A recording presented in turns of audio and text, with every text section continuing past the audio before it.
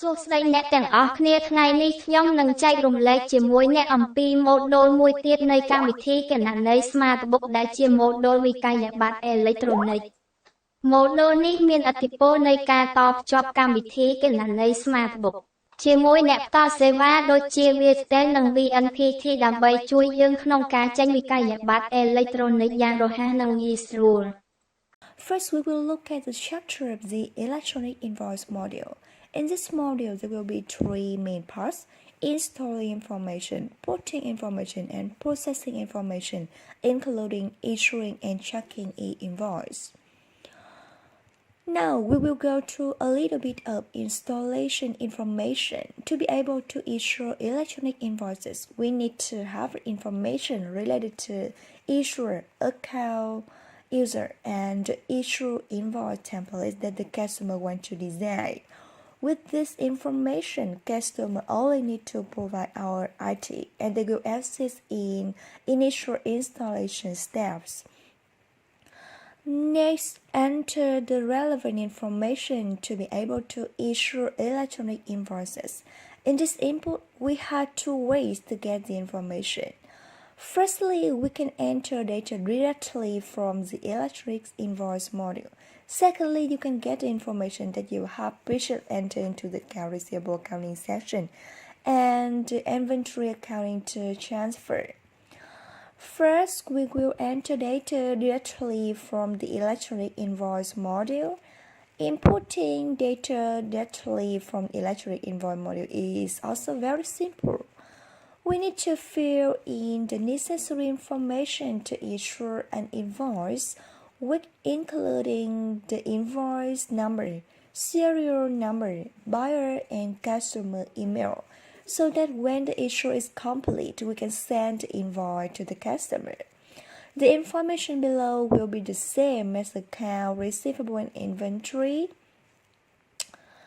Here we will put a customer code, material code, quantity of goods sold, selling price, and tax rate. Yeah, you can click and press F3 to look up and put the relevant information here, and then we will choose to switch to the release status. That is, move this input to ready to publish. This is the first option to enter the information related to the preparation of the issue of an electronic invoices. The second option is that we can get data from account receivable and inventory module. We will click on the second on electronic invoice transfer. For example, here, I will get information from account receivable module, and the period I choose is July 2022. This step will be show the list of invoices that we have entered and want to switch to issuing invoices. After we have the information entered in step 2, we will move on to the processing section, which is the issue of electronic invoices, or information that has been processed in step 2 will be transferred to the invoice situation that is ready to be issued. And next, we will move to the issue of electronic invoices. With the issue of electronic invoices, you can choose the period for which you want to issue them. For example, I would choose to issue an invoice in November that we enter in step 2 early. Then I'll select the number November period, the invoice I want to issue, the issue status, and finally the drop invoice before issuing. Here, after process like this, the software will show for a drop invoice with the information shown on it.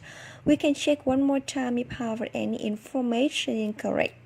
We can revise before issuing the invoice.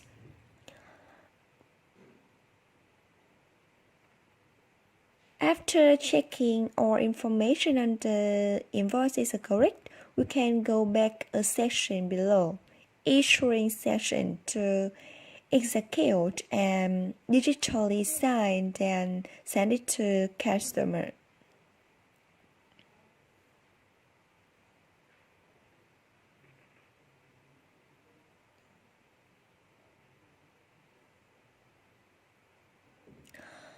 In addition, in this e-invoice module, we can keep track of the issued e-invoices. All issued e-invoices are stored here, including replacement invoices, the replaced invoice and the original invoice and the edged invoice.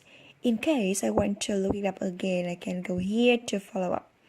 Hopefully, I have shared with you guys some useful information related to the use of e-invoice. Thank you for watching.